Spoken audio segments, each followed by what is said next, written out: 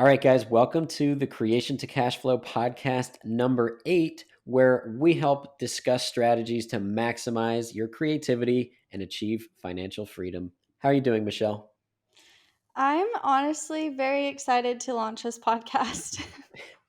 It's true. For anyone who is unaware, even though we're recording episode number 8, we have not launched any of them yet. And the first one will be going out this week. So we've been doing, oh my God, so we've been doing this for 8 weeks. That's crazy. That's so 2 exciting. months. That's insane. Yeah, I'm really excited to just see what happens, but I am excited to get the first one live and maybe just like tell people it exists in the first place. Yeah, I know. We've just been focusing all of our energy on providing really good content to everyone that we haven't even told anyone that this exists. So it's going to be pretty cool. If you're listening to this right now, chances are you listened to the other ones and you're having a laugh. And that kind of ties into today's overall topic, which is going to be about officially starting your business.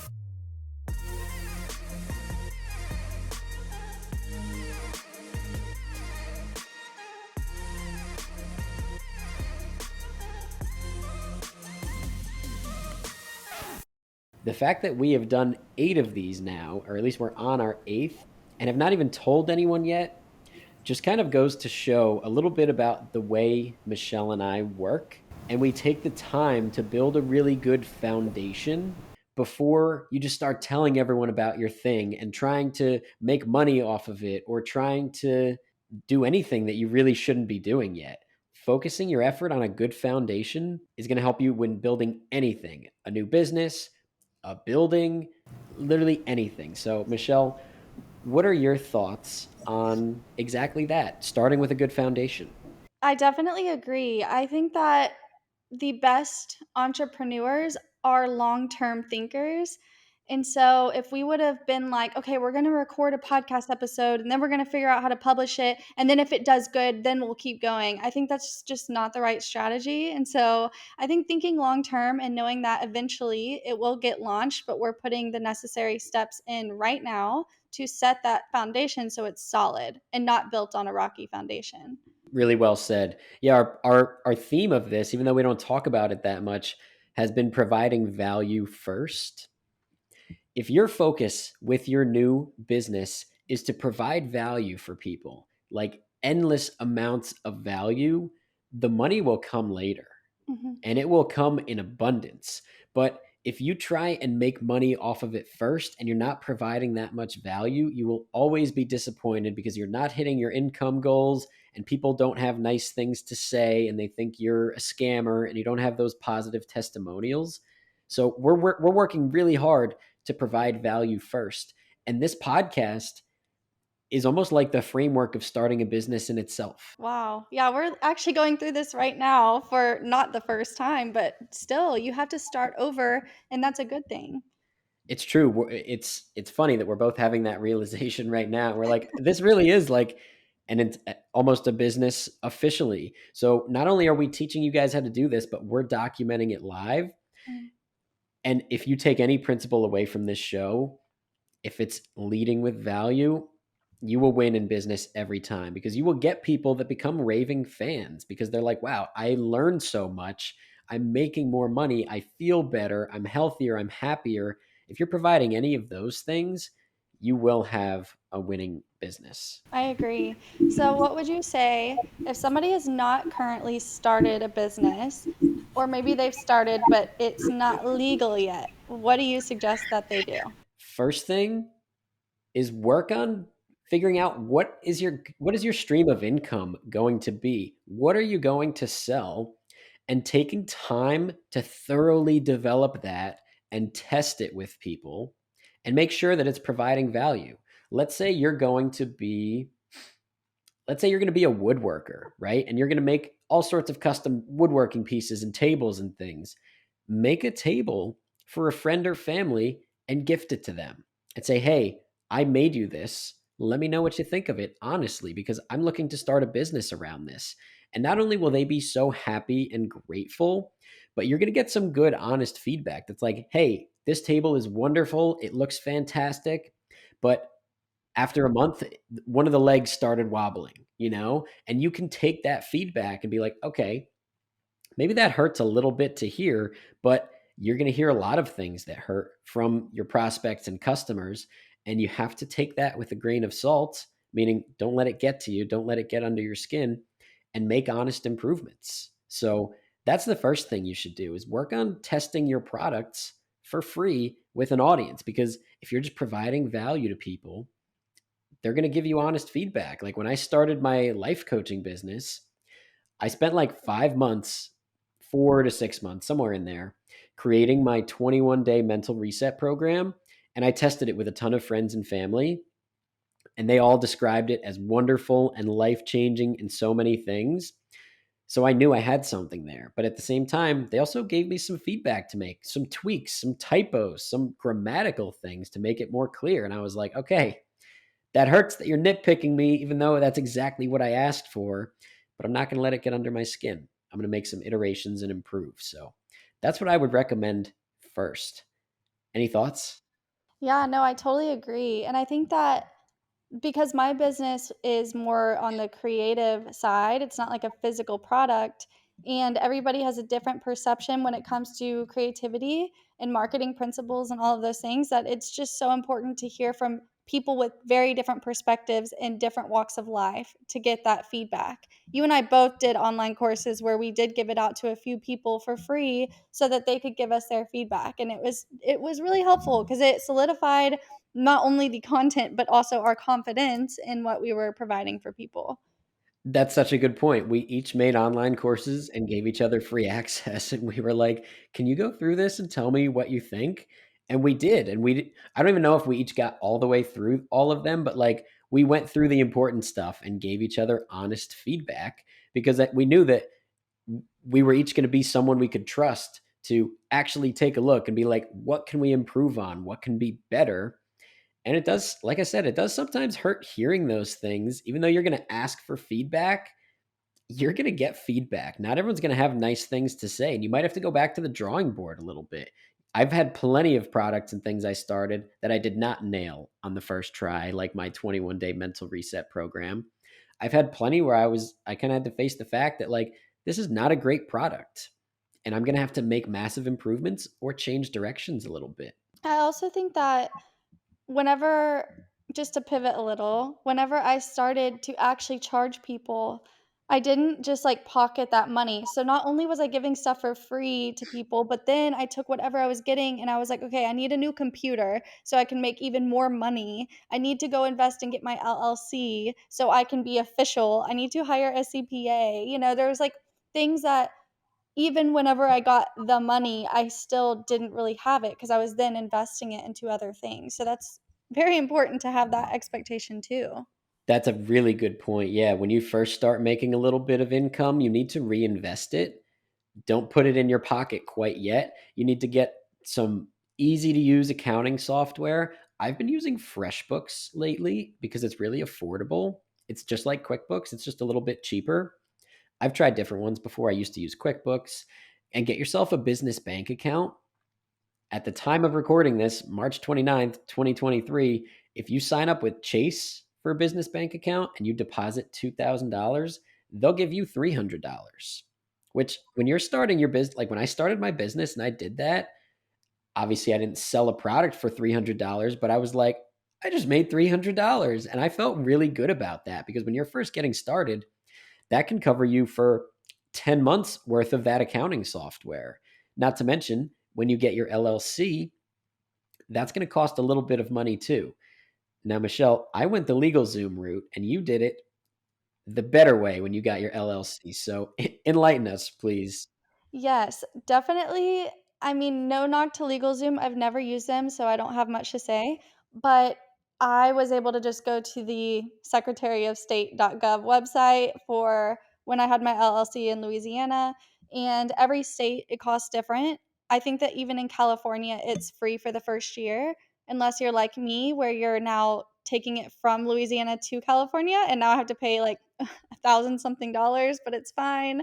It's worth it. It's very important. So just check your secretaryofstate.gov website, just Google, get a LLC in Texas or wherever you're living, and then it'll bring up, but make sure you're at a .gov because there are some fake websites out there that look like the Secretary of State and they are definitely not. So, if you don't want to have that hassle, I think LegalZoom, you pay somebody to essentially handle it all for you. Is that correct? Yeah, that's essentially it, but when you're doing it on LegalZoom, they'll scare you into buying a bunch of their little upsells. Up until, like, last month, I was paying LegalZoom $49 per month for something. I don't have a clue what it was. I really don't. Not to mention I paid, like, $7.50 when I signed up. I looked at this and I was like, what is this that I'm paying for each month?" Like, they'll scare you into getting a bunch of things because you think you need them. But when you're first starting this business, keep your overhead costs low. If your overhead costs for your new business are $75 per month, you know that one, you can sustain that business for a while. Hopefully you can spare $75 per month. But two, you only need to make $76 a month to be profitable. I remember when I first started in business, let me backtrack a little bit. In high school, I took a class on business management because I was forced to, and I didn't pay attention much. But one thing I remember is that they said that 90% of businesses fail in the first year. No, I'm sorry, 90% of businesses do not profit in the first year. And I remember hearing that, and I was like, it was something like that. I think that's the statistic. Don't quote me on that, but it was something ridiculous like that. Maybe it was 99. I'm pretty sure 4 years is the average to have a profitable business. Wow. But when you start an online business that's service-based or selling digital product or monetizing your creativity, like woodworking or something, for example, if your overhead costs are $75 per month, your expenses for the year are going to be less than $1,000. You might make $1,000 on a big sale in your first 6 months. And you're like, oh my God, I have a profitable business right here. So I think times have changed a little bit from when that statistic was flying around in 2015. Because I started my business, and the first month, I think I made $1,000 from supportive friends and family and people in my network that wanted to improve their life. And I was like, oh my God, I'm going to be rich. And then the second month, my network of supportive friends and family that were willing to pay me money dried up a little bit. And I was like, I think I made $250. And then the third month, I didn't make any. I was out of friends and family that were going to pay for this. And I was like, so I got to find real customers now, huh? And that always felt like the scariest, most daunting thing that would ever keep me from succeeding. And then I started posting on TikTok, and I started figuring out, how do I get people on a call and how do I get them to show, like, hey, I have a solution to your problem that's going to be really valuable. If you just pay me $50, you're going to get like $1,000 in value worth of life coaching and programs. And I had those testimonials from my friends and family to be like, hey, look, this is really helping people who are in a similar situation as you. And I think you should try it. So that's kind of my trials and tribulations. What was your first, like, quarter in business like, Michelle? Well, if anybody's heard the past episodes, when I started, I was doing a lot of stuff for free for people to help them out to get in the digital world. And so I wasn't making any money. But once I started finally charging, I got a $2,000 check and I was like, I think I need to actually get a business account, an LLC, an EIN. So I started making money before I did this. But then after that, I took that $2,000 and then I bought a new computer and then I was getting money in consistently though. So honestly, I never really looked at the numbers. I still am really bad at looking at the numbers because I try to focus on like the other parts of the business, and I have a CPA for that. But I definitely made a profit because I had low overhead costs. You know, there's like certain software I paid for, but with word of mouth and when you provide excellence in everything you do and you're doing what you're supposed to be doing in life, I feel like it will come, but maybe it wasn't like 5 grand a month. I think it was like maybe a couple grand every month that I started to make consistently when I first started. But again, it wasn't when I first started. It was when I first started the official LLC, but I was doing just as much work for months before that where I wasn't making any money. And it's because I wasn't asking. I guess that's a really good thing to call out. Like, similar situation when I first started. I mentioned that I spent like 4, 5, 6 months building this mental reset program. And that was not me just sitting around typing, hoping it was going to come out good. Like, that was me doing homework and research and reading books on life coaching and studying from other people who do really well in this space and finding mentors sometimes, like paying for courses and things like that, shelling out some of my own time and energy for that foundation, which is exactly what we've been doing on this podcast. We have not we don't talk about money at all. We talk about what value can we provide this week? How can we really help people? And that's how we know, as entrepreneurs that have walked this path, that down the line one day this will be everything we want it to be. It's going to fulfill us because we're really helping people, and it might be able to make us money too, Yeah. whether it's from ads or whatever the case may be, whatever's going to just support the show and allow us to provide even more value. Yeah, and just have these conversations. I think it's just crucial for people to be a fly on the wall for some of these conversations that I wish I would have known when I was starting my business. I couldn't agree more. I could scream just thinking about like how badly I would have loved to hear two people like us talk about this, because we are not special and we are not any different. Like, we've both had regular person 9 to 5 jobs and we're still regular people. We just Yeah. decided one day that we have skills, or we're going to get some skills, and we want to help people. We want to leave an impact on the world and also make money doing that. And there is so much money to be made when you're following a dream and a passion and creating a life where you're in control. Not, I have to show up and I have to sit in this cubicle and I have to do these things I don't want to do. No, I wake up every day and I'm like, I get to have these conversations with people like Michelle, and I get to help my clients, and I get to learn from my own coaches. And it all just feels like such a blessing instead of such a chore. Yeah, I agree. And I know that it can be hard, even just hearing your first 3 months, my first 3 months. It's gonna be hard not to think about that when somebody's starting a business and comparing themselves. But I do think that it's just crucial to always, at the forefront of your mind, think about, am I doing what I wanna be doing? Am I helping people? Do I feel fulfilled in my life with what I'm doing? And if the answer is yes, like Nick said at the beginning, the money will come. And we have to remember that no matter what your timeline looks like. It's true. It really might take a long time for some of you, because you might listen to this and you might now be thinking like, "Oh man, so I have to go on this 3 to 9 month journey of learning before I can even start to think about turning a profit."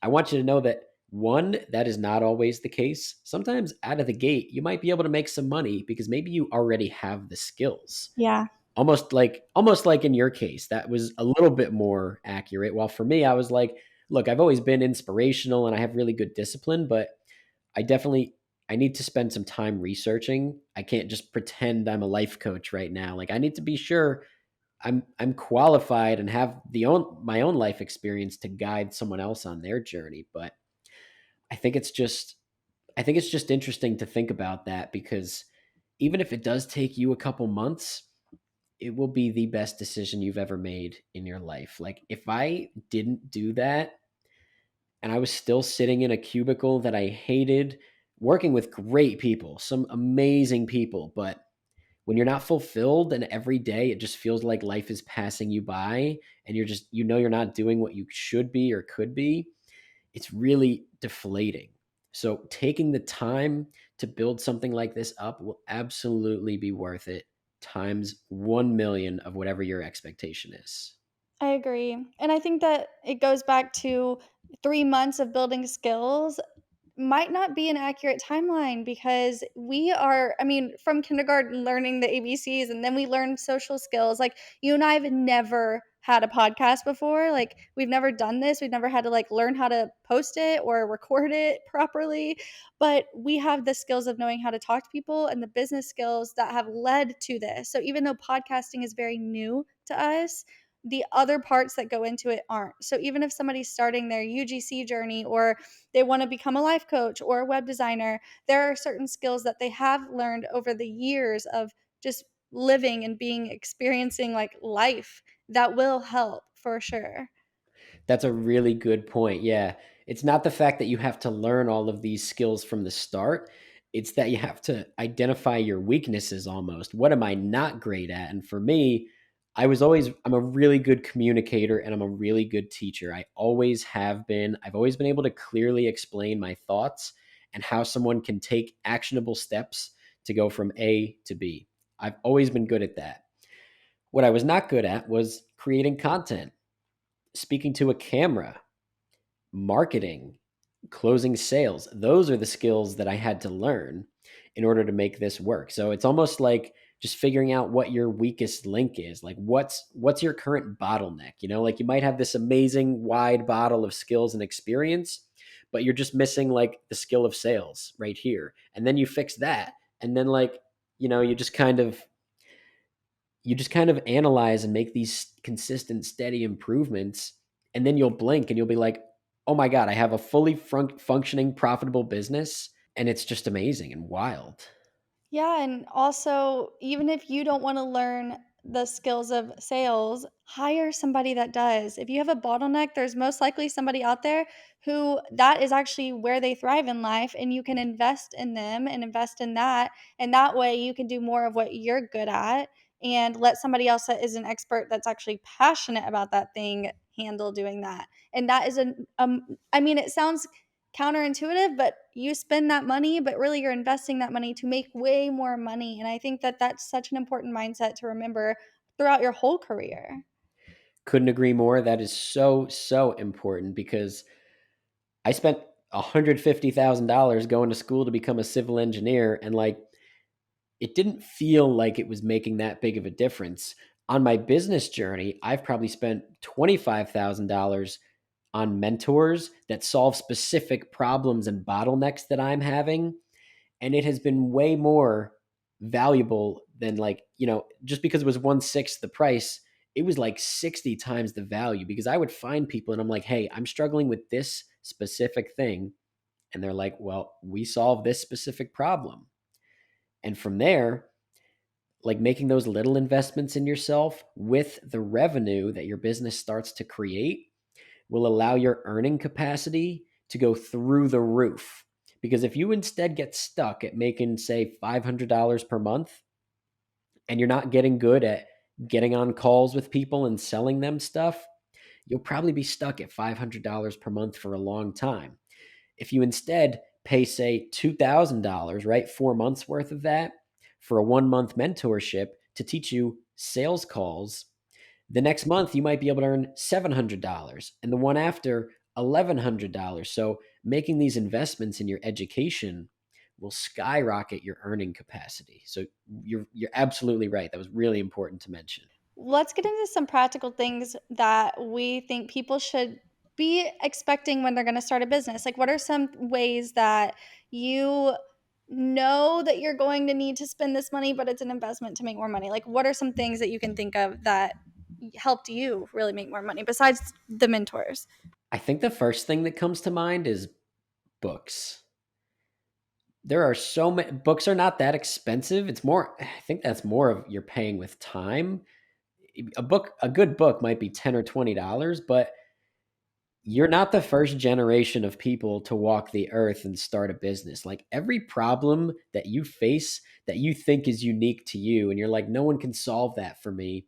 There's probably like 5 or 10, maybe 500 books written of people that have dealt with that exact problem and then decided to write a book and solve that problem for you.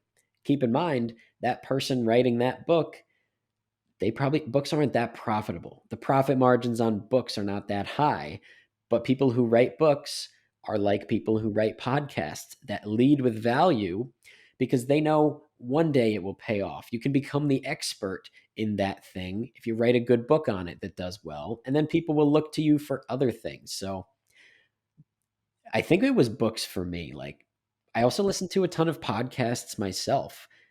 So I think the good news is it's not a ton of money for those things. You have to commit some time. That meant less TV for me, less just random rap music when I'm driving and popping on a podcast that's going to talk about growing your business or the specific struggles I'm having. So I learned so much from books. How about you?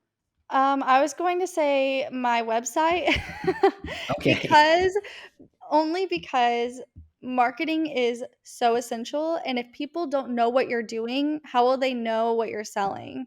And so I like one of the first things that I did was I got my website. I built one on Squarespace. It was so easy. I got my domain, put my domain, the link in my bio on my socials, and I just shared, "Hey, I started this business," and I had examples of my work. I had branding portfolio, little palettes that I've done. I've had examples of websites and my photography, my videography examples. And that way people could see what I'm doing. So for me, like obviously, yes, the podcast, the books, all of those things are huge and important and honestly crucial.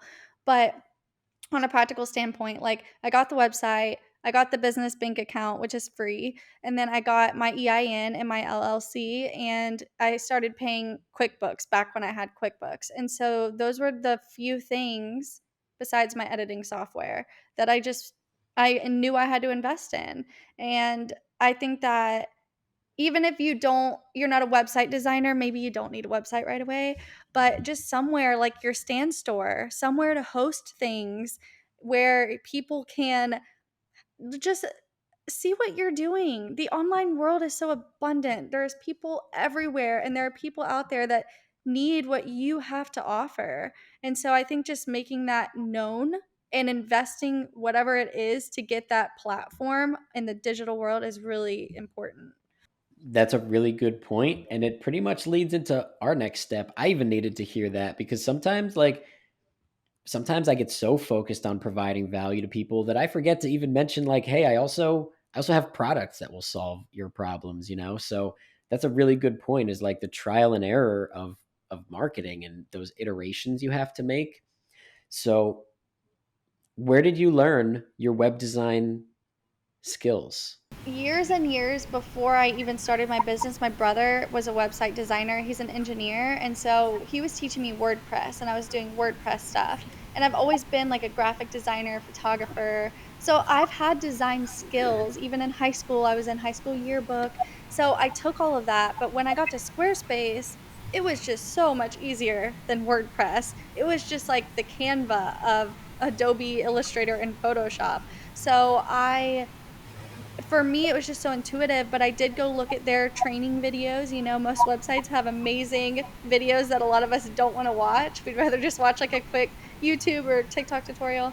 So as soon as I learned like some of the basics, I knew the principles of design already. And I was really not good at first, but the more I started practicing and tweaking things and making mistakes, the better I got at website design. And I think that if anybody is my age, then we all had MySpace and we used to like do little codes. Like, how did we all learn how to code in MySpace? I have no idea how we all knew how to do the little hearts in the backgrounds, but it's just kind of like you Google it, you figure out the specific thing you need answered. Most people have a blog about that one specific code you might need, and then you can continue to do what you're doing. So I think that it's knowing what questions to ask when the problems arise is like the way that I learn anything. That answer could have covered like literally every struggle that you're going to have in business, is knowing, how do I just Google it and find the solution? You don't always have to buy a course or a mentorship just because you have a little problem. But I think one of the things I wish I knew when I was starting my business journey was how many of those little problems I was going to run into and have to Google. And I make plans and I'm like, all right, I'm going to spend an hour and like hook up my GoDaddy website domain to Squarespace, not knowing that would end up taking me a week of Googling and YouTube. And like, I got so stuck on the DNS settings when I was doing that because I didn't know where to find them. Um, And it's just like having a little bit of patience and knowing that things are not going to go as planned at first. There's going to be so many little tiny problems that add up and they feel like massive problems where you're like each little one makes you want to quit just a little more. If you can power through those, on the other side is so much greatness. And if you quit while you're getting started, you will never ever know and you will have lifelong regret. And that is my biggest fear. We've mentioned that before. My biggest fear is regret at the end of my life, whether it's when I'm 30 or if I live to be 300. If I have regrets at the end of the life because I I quit. I quit something that was meaningful to me because it was hard or because it was taking longer than I anticipated. I don't know how I would ever forgive myself. So I'm just really grateful that we live in this day and age where a quick Google search and or finding a YouTube video can solve pretty much all of those problems that will amount. You know, the thing about online courses and digital downloads is most of the time, those save you time, which time is money. And so, yes, you spent a week on that, but like I have an entire blog on my website about exactly how to do this. If you knew that, or if it was in an online course, you could have had the answer right then and there. And that's just something that's like, you're either paying with your time or your money. Which would you rather sacrifice? For me, I want my time and I don't like being frustrated over stupid technology issues that I can't figure out. And so it actually ends up spending me more money because I'm wasting all this time. I'm being stressed out and it's just like unnecessary. So I think that a lot of these online little bitty things that you think are so straightforward that other people don't know, you could help solve so many people's problems, but you just have to put it into something and then offer it to them, whether it's free or it's like a really small amount for a digital download. But everybody goes through these little nitpicky things where you really do see a lot of fruit on the other side of having to let it get more sweet, and you're literally just letting it like ripen, and it feels so rotten in the moment, but you're like, oh, this is actually going to be such a great like turnaround once I get through this crappy situation that I'm going through of googling these things. That was such an amazing fruit analogy. That was really I good. don't know where that came from. Hopefully it made sense. It made perfect sense. I think you nailed it. It felt rehearsed almost. It was so good. Oh, wow. If you're solving a problem for people in the space of health or wealth or relationships, helping people make money, helping people be healthier, or helping people have better relationships, you've got a winning formula right there because we all have skills in these sectors from living our own life. And these are sectors that will never, ever go away. People will always have health issues that they need to solve. People will always be looking to buy new ways to make money, and relationships will always be difficult.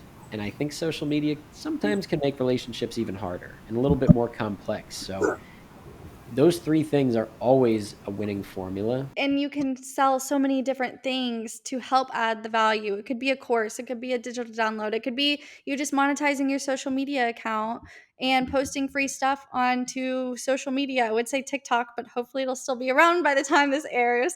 But it's just like if you show people that you're an expert in something, most of the time they'll see what else can you teach me? And then if you just have something available for them, whether it's in one of those three categories, you're solid because those are three things we all need to know and be really great at.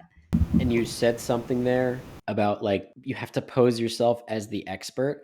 A really good thing to remember is that when you start off, you're going to feel like a total phony. Like you're going to feel like you're literally only posing as an expert and you're not one. And I promise that is so normal and that's something you're going to have to come to terms with. But as you collect that evidence and those positive testimonials from people that you've helped, whether it was for free or whether they paid you, that's when you're going to really start to believe it and be like, wait a minute, I'm not a phony. I have all of this evidence and all of these testimonials that I really am out there making a difference. But at first, don't listen to the voice in your head that's like, you can't do this. You're a phony. Because I promise, I felt that when I got started. Like, how many 22-year-old life coaches are there? Probably not many. And I worked with people that were in their 60s, and they're like, So just before I pay you, it's just so you know, this feels really weird. Like I'm 60, I've lived almost 3 times as much life as you, and I'm going to pay you to teach me about life. And getting people's foot in the door that were older than me was sometimes hard. But once I collect that testimonial from them that says, I can't believe I'm saying this, but I'm 60 years old and this 22-year-old changed my life and the way that I see everything. And now I don't feel like such a phony next time I'm talking to the next 60-year-old person because one, I have that. That's like a dollar in the piggy bank that like I know I have forever, but I can even show that person. I can say, "Hey, look, you're not the only 60-year-old that feels weird right now, but look at the end result of the last person I worked with." So, if you feel like a phony, just know that it's okay and it will go away. Yeah, and I think a lot of times we feel that way because we're seeing the people in our field that are doing really well and they feel like so much further along than us. But we have to remember, even if you're brand new at content creation, but you're posting on socials, there are people out there that don't even know how to do that and want to be a content creator. So, like, you are further ahead and further along than you might think you are. But a lot of times that's not what we see. What we see is people in our field doing it better, but they also started exactly where we are in that moment. And so it's like we have to remember that and think more broad. And yeah, that maybe wasn't on topic with the 6-year-old. I think that's so amazing. And I can totally see that because you are incredible at what you do. No, it's true. I mean, there's just so much that like we have to say on these topics that like it's easy for us to jump around. This is just it's a really big topic. Officially starting your business, and back to the social media thing you said, like we all do start somewhere. I remember when my mom was the only one liking my social media posts. Shout out to you, mom, if you're listening to this for being my biggest supporter. You got to get used to things like that. Chances are, like your mom or your girlfriend or your boyfriend, like might be the only person that takes an interest in this at first, and they might not even care. They might just be pretending because they want to do something nice or they feel bad for you. But if you put in the time and continue to provide value, you will reach an audience, and that audience will be grateful. And you'll start to get comments occasionally. Like sometimes I'll get a comment or a DM from someone that's like, "Hey, like I've been watching all of your videos for months and like I don't ever really interact on them, but like just know you've helped me out a ton." I get DMs like that often from people whose accounts I've never seen. Like they don't comment on my stuff. They might not even like my stuff, but they follow me and they're watching it and it's helping them, and it is the most fulfilling thing in the world. And if I knew when I was starting out that those would come one day, it would be easy to push past like getting your first 10 followers and your first 100 and your first 1,000. So know that that day is coming for you. If it has not happened yet, stay consistent, keep working. That day is coming. Oof. I have nothing to say to that because just rewind, listen back to the last minute. Literally, that was so good. And it's so true, Nick. And we can't we can't let 10 followers seem like a low number because it's not. There are people out there that want to listen to you, and one person taking what you're saying to heart and implementing it and you changing their lives, that one person's worth it. And I think that we need to all remember that. Yet the numbers are not nearly as meaningful. Like when I look at my Instagram account and I'm like 17,000 followers and I'm beating myself up because I wish I had more or whatever the case may be, when I get a DM like that, it makes it all worth it. I wouldn't care if Instagram got deleted tomorrow and I never see that person again because I know that I made a difference for that person. Even if I never see them again or they unfollow me or I say something that rubs them the wrong way, I know that I was able to leave a positive impact on them. So, in the wake of a possible TikTok ban, it's a reminder for us too to just continue providing value to people and doing the things, even if it feels hard or hopeless or like it's never going to happen. Yeah. You're thinking about potential TikTok ban now.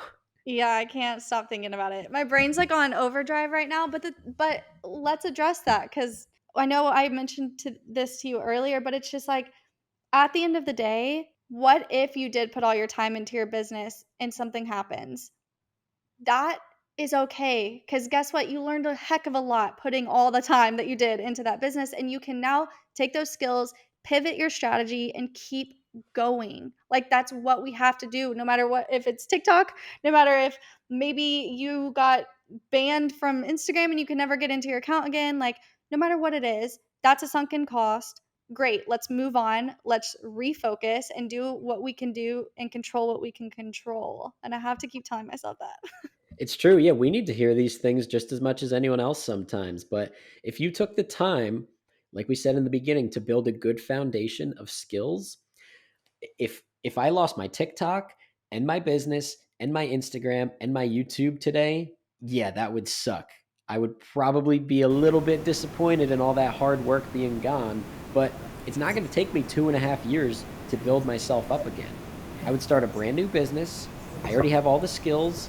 I wouldn't waste any time. And in a couple of months, I would be back to a really nice amount of profit because I have the skills and the foundation. You would see me on Clapper or what any platform you on OnlyFans, whatever it is, you're going to see me on there providing a ton of value with the skills that I have because I took the time to learn those skills. So, yeah, it would suck if your platform gets taken away, but if you have the skills and you know how to build your audience and connect with real people and seriously solve problems for them, everything could be taken away from you and you can easily restart. Yeah, it reminds me of all the principles about like whenever a millionaire loses all their money, they're gonna be a millionaire again because they knew how to do it the first time. Is it Undercover Millionaire where they take someone like Grant Cardone, they take away his phone, his everything, his contacts, and they give him $100 and they drop them in a random place and they're like, "Yep, go make $1 million." I've never seen that. What is this? That sounds amazing. I think it's called Undercover Millionaire. If not, it, maybe I'm confusing it with Undercover Boss. But anyway, this is the name of a show. If you look up Grant Cardone Undercover $1 million, you'll find it. And I think that's the only episode I've seen. It makes me want to watch the others. But the goal is for them to do it in 90 days. And I think Grant Cardone did the best. I think in 90 days he made like 5 or 6 million dollars, Wow. which is like it's crazy, but like when you take a big name like that and you take away his social media, his cell phone, his network, all of his connections, literally everything. I think he even had to like disguise himself. They still know what to do. He was able to build up a business that they valued at like 5 or 6 million dollars, and he sold it. And he was the best that anyone's ever done on the show. He might have done it in less than 90 days. I think a lot of that goes into I know I can do this, so I'm going to do it. You have to know it's possible, which is why I think that once they've done it once, they can do it again. And so, whenever you're starting a business, you might not completely feel that. You might have imposter syndrome. You might not really know it's like possible, but tell yourself it is. Like, if Grant Cardone or anybody has done it before, they'll know how to do it. They know it's possible. They know they can do it again. It's like when I moved to Los Angeles, like I saw so much potential and opportunity and things I've seen on TV that I'm like, wow, this is actually like real. Like I can do this. And then I started doing it and now I am where I've always wanted to be. And so it's like you almost have to like not fake it till you make it, but trust yourself until you make it. Trust yourself. Know that what's in your heart and your passions, like there's a reason. Go after it and then don't let failure even be an option. Perfectly said. Yeah, the first time you're building up a business or something like this, you're telling yourself that it's possible and you're forcing yourself to believe it, even if like there's a little part of you that's doubting that. The next time you have to build a business or you're just stacking something on top of your existing business, you know it's possible and you know you can do it. And that evidence just continues to get bigger and bigger and bigger. Like that's why someone like Grant Cardone can be dropped in the middle of nowhere.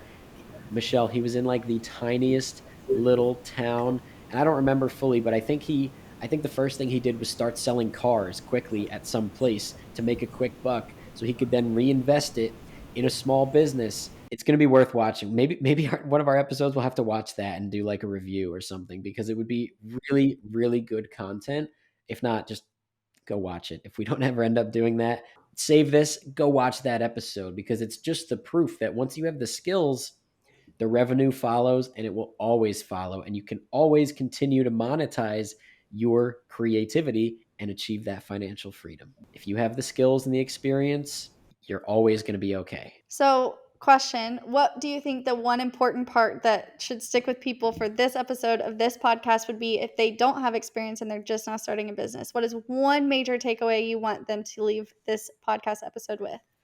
The first time you're building up this business, you have to be patient and tell yourself and truly believe that it's possible. You might even have to outsource some of that and listen to podcasts like this and listen to people telling you and say, seriously, it is possible. You have what it takes, because then the next time you will know and you'll build the experience. But if you quit, you will never, ever find out how good life could be for you. So I think that's the biggest takeaway. That's great. I think we covered so much in this episode that some of our past ones have maybe touched on, but you said everything great. I have nothing to say. My brain's still stuck on the whole TikTok ban thing. It's true. It's true. You're going to have to keep telling yourself and believing in things too, in your own ability and your own skills. And that's a lesson in itself. The fact that even when you do get to a really good point, self doubt, it doesn't always go away. Sometimes it creeps back up, but you have to tell yourself and believe that you've taken the time and you made the foundation and you have the skills, because you absolutely do, Michelle. I could tell you a million times and everyone else can, and you have all of the testimonials you need to hear. So you continue to believe it. And if you're listening to this, I need you to continue to believe in yourself and to go on that journey, because you have everything it takes. One step back could mean 500 steps forward. So that's always something to remember. The universe or God or whatever people believe in, something is guiding us every day. And so we need to trust that. As long as we're doing what we're supposed to be doing, we need to trust that no matter what. It's true. Learning to listen to your intuition or whatever you believe is guiding you. It's really, really important not to drown that out with distractions. So if I haven't said this before, move your phone charger away from your bed and give yourself the space to think sometimes without constantly distracting yourself. And if you're looking for more ways to monetize your creativity and find more freedom in your life, subscribe to this podcast, give us a good rating, leave us a review, give us that testimonial that tells us that we're providing the value you want. You could also drop some things you'd like to hear about next, or get in touch with me or Michelle. My Instagram and TikTok, if you're looking to get in touch with me, are at Get Ahead with Nick. And Michelle's Instagram and TikTok is at Michelle JH. Michelle has two L's, four E's, JH. So thank you all for listening, watching, or however you consume this. And Michelle, great job today.